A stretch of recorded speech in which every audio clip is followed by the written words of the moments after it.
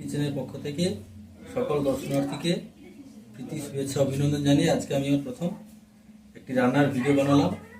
আপনারা সবাই জানেন বিয়ে বাড়িতে খেতে গেলে বা অন্যান্য জায়গায় বিভিন্ন নিমন্ত্রণে খেতে গেলে আপনারা ফ্রাইড রাইসের সঙ্গে অনেক জায়গায় আপনাদের বাটা চিংড়ি খাওয়ায়, অনেকে চিংড়ি খাওয়ায়, অনেকে চিংড়া মাছ খাওয়ায়।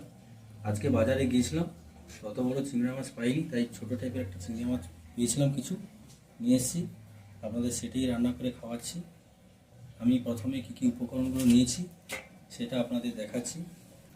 এটা নিয়ে এসেছি চিংড়ি মাছ, কয়েক পিস চিংড়া, ছোটো টাইপের চিংড়াটা পেয়েছি, নিয়ে এসেছি।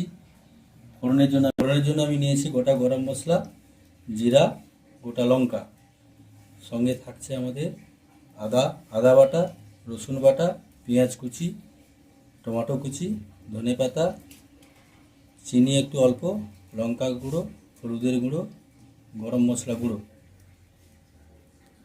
এরপরে থাকছে মগজ এবং কাজু বেটে নিয়েছি, আপনাদের দেখানোর জন্য গোটা কিছু রেখেছি।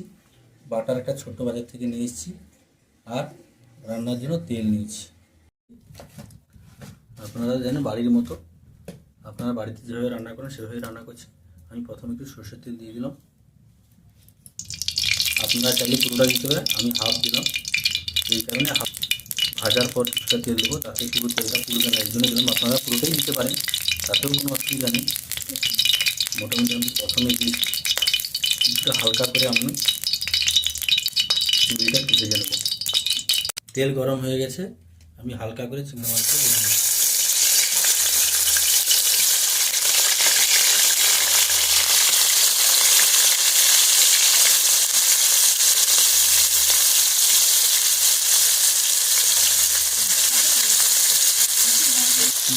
আপনারা বেশি ভাজবেন না, অল্প করে একবার লুকিয়ে নামিয়ে নেবেন, কারণ বেশি ভাজলে মাছের স্বাদ চলে যায়। প্লাস মাছের গন্ধটা কাটানোর জন্য আমি একটু অল্প করে দিয়ে দিই। মাছটা প্রায় হয়ে গেছে, মাছটা বেশি করে মাছটা করিয়ে ভাজবেন না আপনারা, তাহলে মাছের যে মূল গুণাগুণ স্বাদটা আপনারা পাবেন না। তাই মাছটাকে আমি বেশি না করিয়ে অল্প একটু মাছটাকে দিয়ে নিয়ে নিই।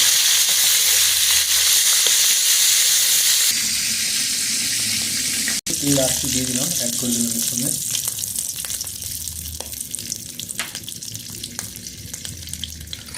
এরপরে আমি গোটা গরম মশলা, ফোড়ন হিসাবে গোটা লঙ্কা দিলাম। লঙ্কাটা একটু হয়ে এলে গোটা গরম মশলা দিয়ে দিলাম, গোটা জিরা দিয়ে দিলাম,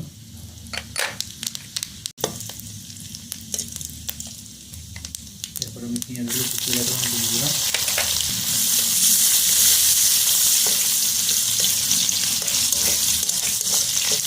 আপনারা চাইলে পেঁয়াজটাকে পেস্ট করে দিতে পারেন।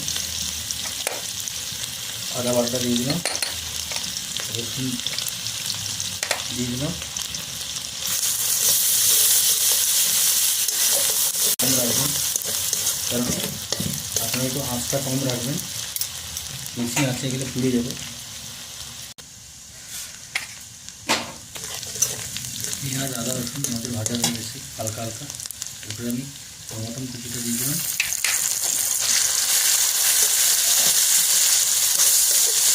টমাটোটা গলানোর পরে হলুদটা আমি জলে করে একটু দিই, কারণ শুকনো দিলে লঙ্কা হলুদটা পুড়িয়ে যায়, তাই আমি জলে একটু মিশিয়ে দিলাম। আপনারা এইভাবে দেবেন, তাহলে নেবেন ঘুটিয়ে মশলা করে দেবেন, তাহলে আপনাদের রঙটাও খুব সুন্দর হবে আর খেতেও সুস্বাদু হবে, মশলাটা খুব সুন্দর হবে। আমি এমনি না জল দিয়ে হলুদ আর লঙ্কাটাকে একসাথে জলে গুলিয়ে দিলাম। কাজু আর মগজটা বেটে রেখেছিলাম, ওটা আমি এইটার উপরে দিয়ে দিচ্ছি।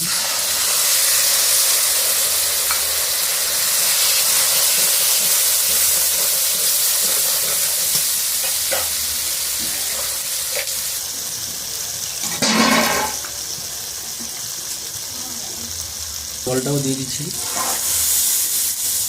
ভালো করে আপনারা নাড়াবেন, তেল ছাড়বে, তেল ছাড়ার পর নাড়াবেন হালকা আঁচ করে।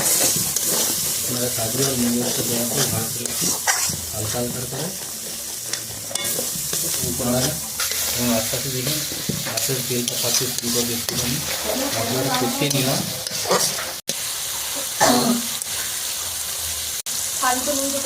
স্বাদ মতো একটু লবণ দিয়ে দিচ্ছি,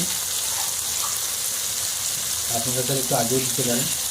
আমি চিনি পাতা দিয়ে দিলাম, এখন আবার পরে দেবো, এখন দিলে ফ্লেভারটা একটু অন্যরকম হবে।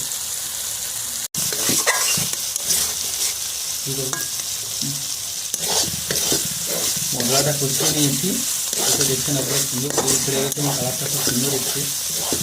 আমি এবারে চিংড়ি মাছগুলো অ্যাড করে নেব, 2-4 বার করে নাড়িয়ে নেব।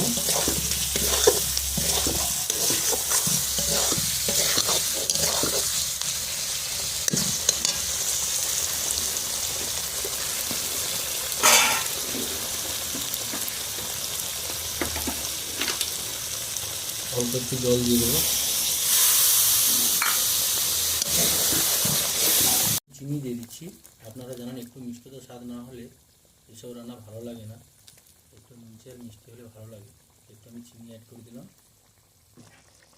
একটু গোটা গরম মশলা নিজে বানিয়ে রেখেছিলাম গুঁড়ো করে, সেটা একটু অ্যাড করলাম। আপনারা চাইলে শিল নোড়াইও বেটে নিতে পারেন, আমি একটু মিক্সচার মেশিনে করে রেখেছিলাম। একটু আমুল বাটার দিয়ে দিচ্ছি, আমি বাটারটা দিয়ে দিলাম উপরে।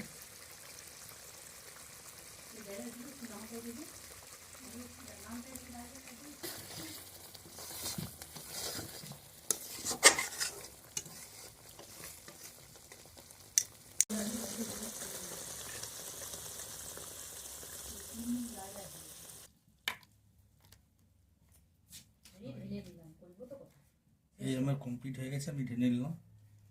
আর একটু বাকি আছে, একটু গোটা কুচানো আছে ধনে পাতা আমরা অ্যাড করবো।